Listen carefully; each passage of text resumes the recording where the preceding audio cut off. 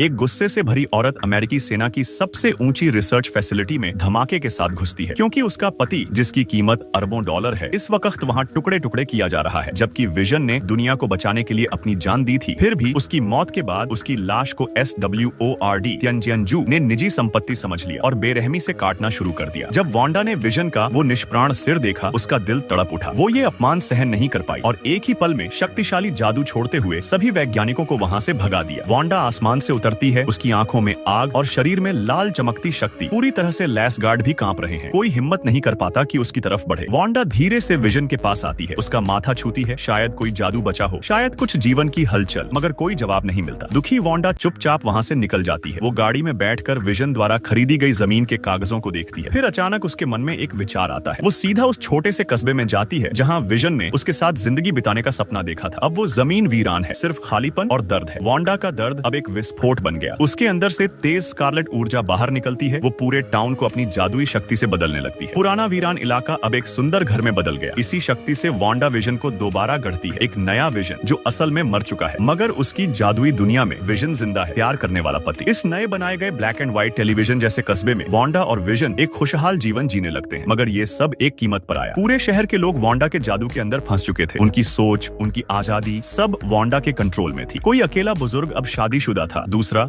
जो पुरानी कारें बेचता था अब एक मशहूर पियानो। वांडा को लगने लगता है कि सब कुछ परफेक्ट है, मगर एक दिन रेडियो से अजीब आवाजें आने लगती हैं। वांडा, कौन ये शूट कर रहा है? तुम कौन हो? वो कौन है? वांडा घबरा जाती है, मगर खुद को कंट्रोल में रखती है। मगर चीजें अब उसके हाथ से निकलने लगी थी। एक दिन उसे एक बी कीपर सीवर से बाहर निकलता दिखता है। कई अजीब चीजें होने लगती हैं, रंग बदलने लगते हैं, समय बदलता है। वांडा तुरंत टाइम रिवाइंड करती है और अपने स्वर्ग को कंट्रोल में लाती है। उसी रात वांडा विजन के साथ बस बैठी होती है, मगर तभी अचानक उसे महसूस होता है कि वह प्रेग्नेंट है। कुछ ही दिनों में उसका पेट बड़ा हो जाता है। विजन दौड़कर दाई लाने जाता है, मगर उससे पहले ही वांडा मोनिका की मदद से ट्विंस को जन्म दे देती है। बच्चों को देखकर वांडा को अपने भाई पिएट्रो की याद आती है, जो अल्ट्रॉन के हाथों मारा गया था। तभी मोनिका कह देती है, अल्ट्रॉन ने मारा ना? वांडा चौंक जाती है। शहर के लोग तो सब भूल चुके हैं, तो मोनिका को ये कैसे याद है? वांडा को उसके गले में SWORD की पहचान मिलती है और समझ जाती है कि मोनिका एक स्पाई है। गुस्से में वो मोनिका को जादू से बाहर फेंक देती है। SWORD वाले अब और उग्र हो जाते हैं। डायरेक्टर हेवर्ड एक ड्रोन भेजता है वांडा को मारने, मगर वांडा न सिर्फ ड्रोन रोकती है बल्कि SWORD के सामने आकर ये आखिरी चेतावनी देती है, stay out of my home, you don't bother me, I won't bother you. Hayward इसे हल्के में लेता है, इसलिए वांडा उसके सारे सैनिकों पर माइंड कंट्रोल कर देती है। उन्हें एहसास कराती है कि वो किससे पंगा ले रहे हैं। वांडा फिर से अपने परिवार के साथ रहने लगती है, मगर कस्बे में वक्त जैसे रुक गया है। कुछ ही दिनों में उसके बच्चे बड़े हो जाते हैं। एक को वांडा की क्यास मैजिक मिलती है, दूसरे को क्विक सिल्वर जैसी स्पीड। हैलोवीन के दिन विजन अलग हो जाता है, शहर के किनारों की तरफ जाता है और वहाँ उसे डरावनी चीजें दिखती हैं। लोग जैसे ज़ॉम्बी बन चुके थे, कोई हिल तक नहीं रहा था। विजन उड़कर पूरे शहर को देखता है, सिर्फ बच्चे जहाँ रहते हैं वहीं हलचल है, बाकी हर जगह सन्नाटा। विजन सच्चाई जानने के लिए हेक्स से बाहर निकलता है, मगर उसकी बॉडी बाहर जाते ही टूटने लगती है। वो गिर जाता है मरने के कगार पर। उसके बेटे को यह महसूस होता है और वह तुरंत वांडा को बताता है। वांडा समय को रोक देती है और पूरी ताकत लगाकर हेक्स को और बड़ा कर देती है ताकि विजन को फिर से बचाया जा सके। SWORD वाले भाग जाते हैं, मगर वांडा का हेक्स अब और भी बड़ा और मजबूत हो चुका होता है। वांडा की जादुई शक्ति से विजन का टूटा शरीर धीरे धीरे फिर से ठीक होने लगा, मगर बाकी लोगों की किस्मत उतनी अच्छी नहीं थी। जो भी इस जादुई दायरे के संपर्क में आया वो तुरंत ही चेतना खो बैठा और एक कठपुतली जैसा बन गया। वांडा की हकीकत को बदलने वाली शक्ति इतनी जबरदस्त थी कि पूरी सैन्य छावनी देखते ही देखते स्कारलेट मैजिक के प्रभाव में एक पुराने जमाने के मेले में बदल गई। अगली सुबह विजन जब होश में आया तो देखा कि SWORD के सारे एजेंट अब सर्कस के जोकर बन चुके हैं। विजन ने तुरंत ही अपनी टेलीपैथिक शक्ति से डार्सी की याददाश्त वापस दिलाई, जिससे उसे अपनी पिछली जिंदगी का पता चला और वांडा के प्यार की गहराई भी समझ में आई। डार्सी ने विजन को वापस घर पहुंचाने के लिए आइसक्रीम वैन चलाई, लेकिन वांडा ने रास्ते में कई सिग्नल्स और रुकावटें खड़ी कर दी, क्योंकि वो बस आराम करना चाहती थी। उधर उसके दोनों बेटे शोर मचा रहे थे, जिससे वांडा और ज्यादा परेशान हो रही थी। तभी पड़ोसन एग्नेस, असल में एगाथा, आई और बच्चों को अपने साथ ले गई ताकि वांडा थोड़ी देर के लिए शांत रह सके। पर जैसे ही वो थोड़ी राहत पाई, उसके आसपास के फर्नीचर अचानक रूप बदलने लगे। उसने बड़ी मुश्किल से उन्हें स्थिर किया ही था कि तभी उसे अपने बच्चों की खतरे में होने का आभास हुआ। वो तुरंत ही एक गुप्त तहखाने में पहुंची और वहीं खुलासा हुआ, असली खतरा उसकी पड़ोसन एगाथा ही थी। सदियों पहले एगाथा को एक काली किताब मिली थी, डार्क होल्ड। सैकड़ों सालों के अभ्यास के बाद वह उसमें से कुछ काले जादू सीख पाई, मगर उसकी शक्तियां वांडा की केओस मैजिक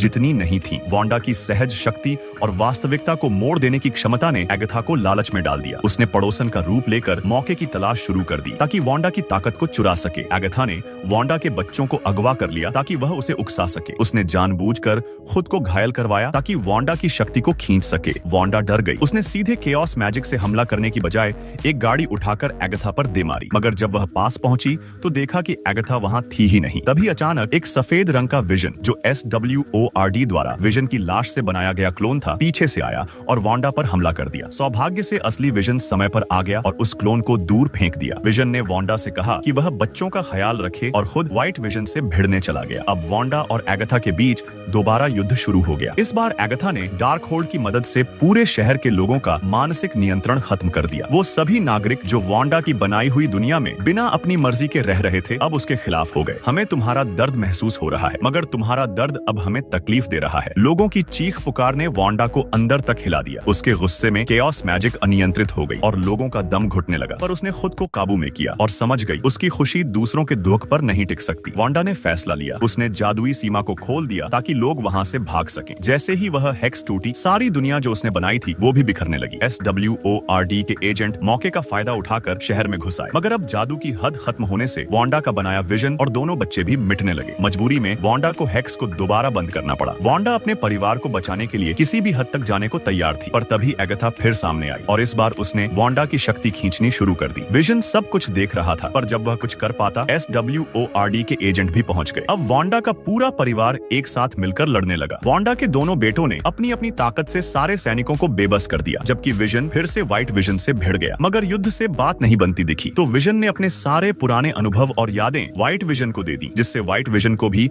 अपनी असली पहचान याद आ गई और वो SWORD की आज्ञा मानने से इनकार करके वहां से उड़ गया। अब मैदान में सिर्फ वांडा और एगाथा बची थी। एगाथा से लड़ते वक्त वांडा ने चालाकी से लड़ाई हेक्स की सीमा पर खींच ली और वहां पुराने रून जादुई चिन्ह बना दिए, जिससे हेक्स उसकी खुद की जादुई सीमा बन गई और एगाथा की शक्ति वहां निष्क्रिय हो गई। एगाथा का सारा जादू बेकार हो गया और वांडा की शक्ति पूरी तरह जाग उठी। उसने अपने हाथ फैलाए और एगाथा से उसकी ताकत छीन ली। अब वांडा स्कारलेट विच बन चुकी थी, एक ऐसी जादूगरनी जिसके पास कोई सीमा नहीं। मगर वांडा ने एगाथा को मारा नहीं। उसने उसकी यादें मिटाकर उसे वहीं की एक चिड़चिड़ी पड़ोसन बनाकर छोड़ दिया। जब वांडा को पता चला कि हेक्स हटते ही विजन और बच्चे गायब हो जाएंगे, उसने हेक्स को खुद खत्म करने का फैसला किया। रात के अंधेरे में उसने बच्चों को सुलाया और विजन से आखिरी बार गले लगकर विदा ली। विजन ने कहा, हम फिर मिलेंगे। वांडा ने उसे अलविदा कहा और हेक्स टूट गया। अब वांडा अकेली रह गई थी, लेकिन अब उसके पास डार्क होल्ड थी। वो जानती थी एक दिन वह अपने परिवार को फिर से वापस लाएगी और शायद उस दिन डॉक्टर स्ट्रेंज भी उसे रोक नहीं पाएगा।